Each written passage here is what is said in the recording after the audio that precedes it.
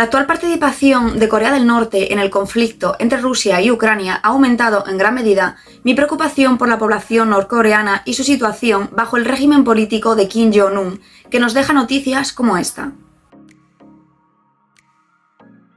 Algo tan mecánico y habitual para nosotros como pasarnos una película, una foto, un videojuego, cualquier cosa, comprarnos unos pantalones o cambiarnos el pelo, cambiarnos el corte de pelo, podría hacer que nos ejecutaran en un país como Corea del Norte. ¿Y cómo se ha llegado a esta situación? ¿Por qué? ¿Y qué va a pasar en el futuro? Entre 1910 y 1945, Japón gobernaba toda la península de Corea. Y tras la Segunda Guerra Mundial, a la finalización de esta con la rendición de Japón, Estados Unidos y la antigua Unión Soviética se repartieron el territorio de la península de Corea, dividiéndolo por paralelo 36, quedando el norte a manos del comunismo y socialismo de la Unión Soviética y el sur por el capitalismo de Estados Unidos. Comienzan así unos años de separación entre el norte y el sur, en el que familias enteras fueron separadas y a día de hoy siguen todavía sin haberse reunido. Si la Segunda Guerra Mundial acabó en 1945, hacia 1948, tanto Corea del Norte como Corea del Sur se posicionaron como países totalmente independientes. Y en 1950 fue Corea del Norte quien invadió Corea del Sur, comenzando así la Guerra de Corea. La Unión Soviética ayudando a Corea del Norte y Estados Unidos y un montón de más países ayudando a Corea del Sur. Finalmente, en julio de 1953 termina la guerra y no por un tratado de paz, ya que actualmente seguirían en guerra realmente, sino por un armisticio que ponía una línea de separación en este paralelo 38, lo que constituye hoy en día la zona desmilitarizada. Esta zona de exclusión divide completamente las dos Coreas por este paralelo 38 y la separan 4 kilómetros de Corea a Corea, digamos 2 kilómetros de un lado y 2 kilómetros del otro.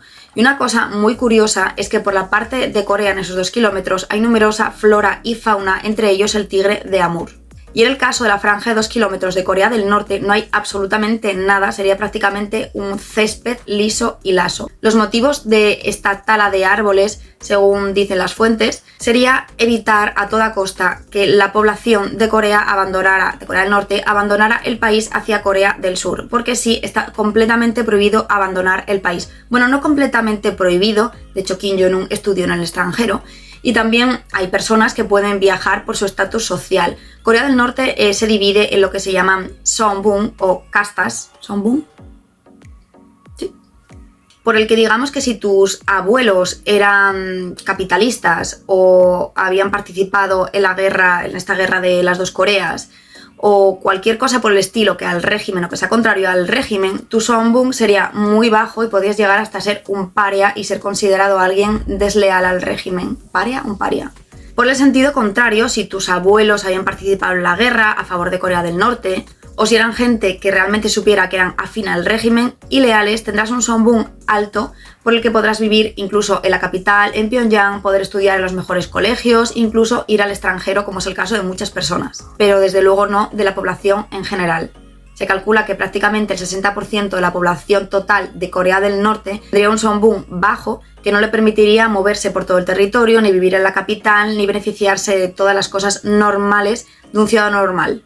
Y te preguntarás por qué esto de que no permitir que tus ciudadanos abandonen tu país, crucen las fronteras y hagan su vida y busquen trabajo, hagan su vida de una manera normal. Pues después de las guerras de Corea, Corea del Norte adoptó una política, bueno, ya la venía adoptando de siempre, la política Juche, que autarquía total, mantenimiento de su propio país ellos mismos y no depender para nada de los países extranjeros.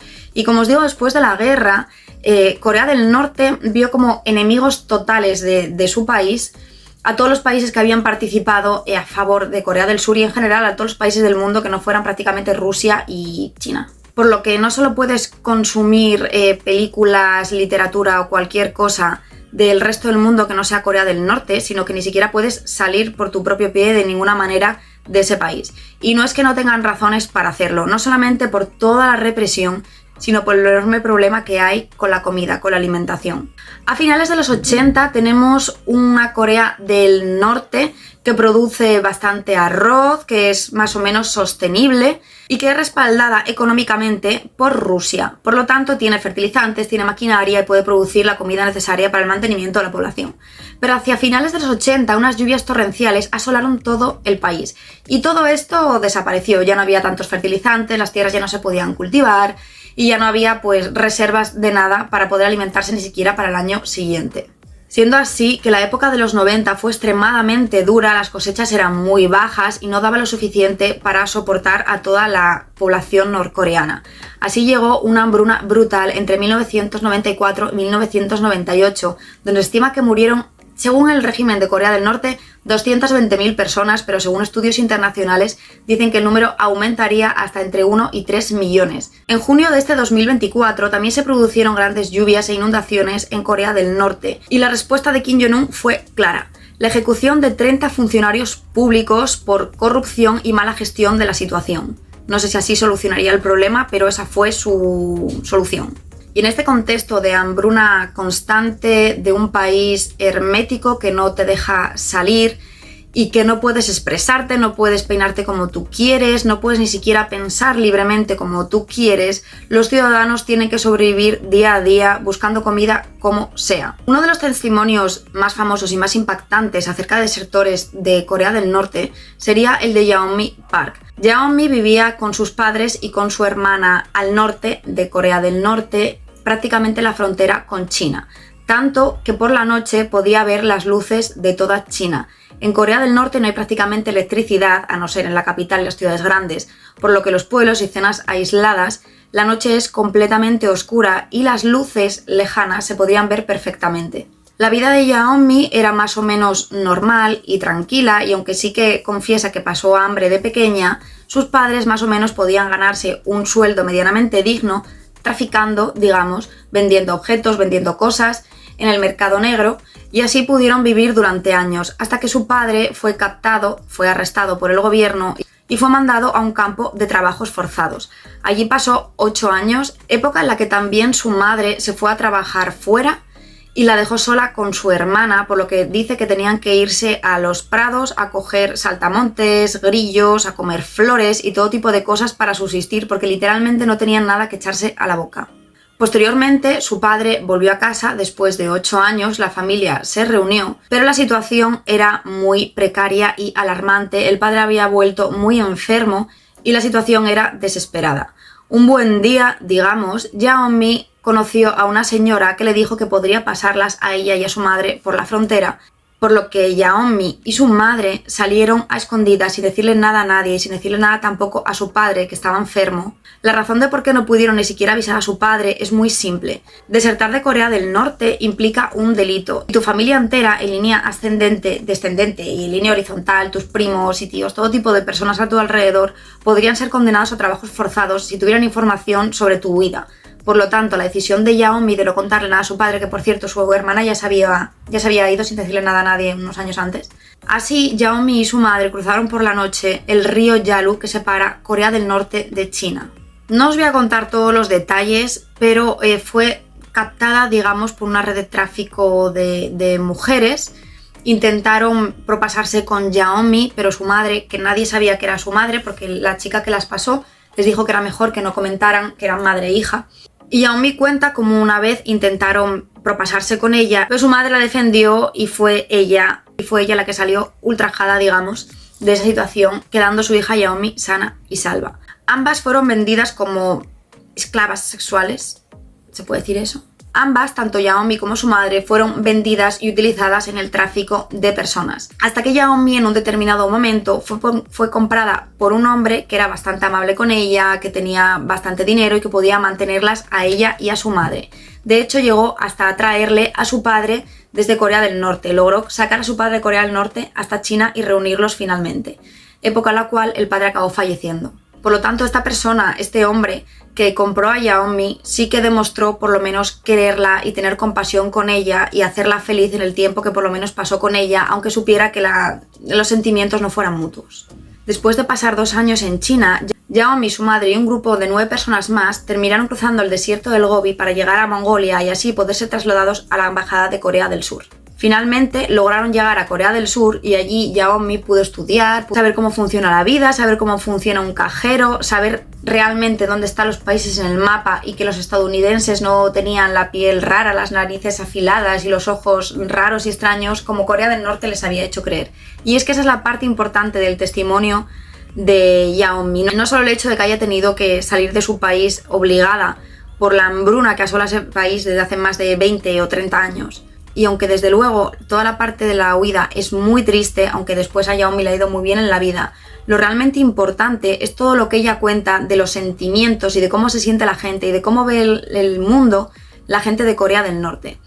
Desde que son pequeños y desde que van creciendo en el colegio, no les enseñan realmente cómo funciona el mundo. Para ellos Corea del Norte es un país modélico al que todas las demás personas del mundo queremos ir porque tenemos envidia y son nuestros enemigos. Además son enseñados a alabar al líder, a Kim Jong-un y a toda su familia, a su abuelo, el fundador del país, a su padre y a él como dioses, como líderes supremos que tienen razón en todo, que lo saben todo. Incluso cuenta Yaomi que desde pequeño su madre le dijo que el líder podía escucharles los pensamientos, por lo tanto no debía ni pensar en nada que fuera contrario al líder o pensar en nada contrario a su estado, porque el líder podía escucharlos. Otra parte también que da muchísimo miedo es que para asegurarse de que nadie quiere irse y de que todo el mundo se afina al régimen, pasa como pasaba también en España en la guerra civil, que toda la gente se vigilaban unos a otros y si tú veías a tu vecino hacer algo malo, pues avisabas, ya fuera verdad o no,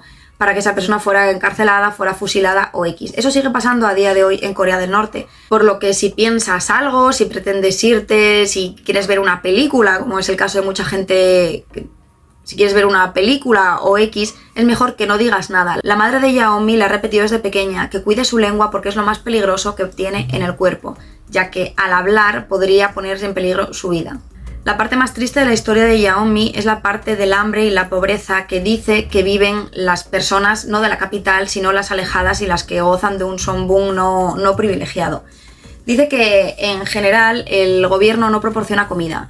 Además, siendo un país comunista, toda la tierra, todos los animales, absolutamente todo es propiedad del gobierno. Por lo tanto, tú aunque trabajes la tierra, aunque estés ahí y aunque veas una patata o veas cualquier cosa, no te la puedes comer. Es un delito hacer esto y cualquier vecino podría decir que lo has hecho. Una de las partes más escabrosas del relato de Yaomi es que el hambre en Corea del Norte es tal que las personas mueren en el día a día por la calle y quedan en medio de la vía pública y que es muy normal ver cómo las ratas van a comerse los cuerpos y los niños van a comerse después las ratas, haciéndose así un círculo de muerte que no acaba nunca. También os digo que el testimonio de Yaomi ha sido criticado por muchas personas, algunas que dicen que es contraria al régimen, que es propaganda de Estados Unidos para dejar mal a Corea del Norte, pero muchos datos que ella cuenta parecen haber sido verificados, aunque otros no, y ella ha dicho que si hay alguna inconsistencia en su testimonio es porque ella tenía solo 13, 14, 15 años cuando se fue de Corea y cuando sucedió todo, y cuando salió a la vida pública y tuvo que contarlo todo, decidió omitir algunos detalles o hacerlos más light para no sentirse tan abrumada o para X. Y al igual que el testimonio de Yaomi Park, podemos encontrar numerosos testimonios a poco que busquemos por internet. Pero sin necesidad de irnos a gente de Corea del Norte, la historia de Otto Warmbier, como se diga, es también bastante escalofriante. Otto era un estudiante de 20 años estadounidense que se fue en unas vacaciones a Corea del Norte en las Navidades, de viaje de estudios. El día 31 de diciembre, en medio de la noche, decidió ir a una planta prohibida del hotel, bueno, básicamente del único hotel de Pyongyang, y cogió un cartel de propaganda de Kim Jong-un o de Kim Jong-il, de uno de los dos. En ese momento no pasó nada, pero el día que iban a abandonar el país, la policía vino a por Otto, tocándole la espalda y diciéndole que fuera por ellos. Y dice un compañero de él que de broma le dijo: esta es la última vez que te vamos a ver. Nadie tuvo noticias de Otto hasta casi 2 meses después, cuando el gobierno norcoreano afirmó tenerlo detenido por estar en contra del régimen y haber robado esa propaganda que en su país es un delito de Estado. Otto fue condenado a trabajos forzados y estuvo en Corea del Norte casi 2 años. Hasta que un día Corea del Norte se puso en contacto con Estados Unidos para decir que iban a devolver a Otto, y cuando los médicos llegaron a Corea del Norte y analizaron el estado de Otto quedaron alarmados, Estaba en un estado de coma en el que no respondía a ningún tipo de estímulo, no podía hablar, no podía ver, no parecía reaccionar de ninguna manera. Fue trasladado de inmediato a Estados Unidos, donde una semana después falleció. Dicen sus padres que tenía señales de haber sido torturado, que sus dientes estaban como torcidos y antes no los tenía así, que según lo que ellos pensaban habrían sido torcidos con unos alicates en medio de una tortura, que además estaba muy delgado y que tenía muchísimos golpes, que se le veía muy deteriorado en el tiempo que había pasado. Y según algunos informes dicen que cogió botulismo al poco de llegar allí y que hubiera quedado en ese estado desde el principio. Sea como sea, Otto falleció y este crimen internacional quedó sin consecuencias. Por todas estas cosas que os acabo de contar, del régimen de Kim Jong-un, toda la historia de Yeonmi y la historia de Otto, me da un miedo terrible Corea del Norte. De verdad, soy amante de las películas de terror y no se me ocurre un escenario peor que despertarme una mañana en cualquier parte del territorio norcoreano. Miedo profundo y absoluto de decir cualquier cosa, de pensar cualquier cosa, hacer cualquier movimiento que pueda hacer que te ejecuten en medio de la plaza de tu pueblo. Y este tipo de persona, de dirigente de país, es el que actualmente está metiéndose en la guerra de Ucrania junto con Rusia y quién sabe las consecuencias de estos actos. Hace tan solo unos días, Corea del Norte lanzó un misil que llegó hasta los 5.000 metros de altura o hasta los 9.000 metros de altura, lo que pone muy en evidencia todo su alcance, toda su potencia nuclear y armamentística. Probablemente una de las cosas que más va a ganar estando a favor de Rusia, Corea del Norte, es dinero.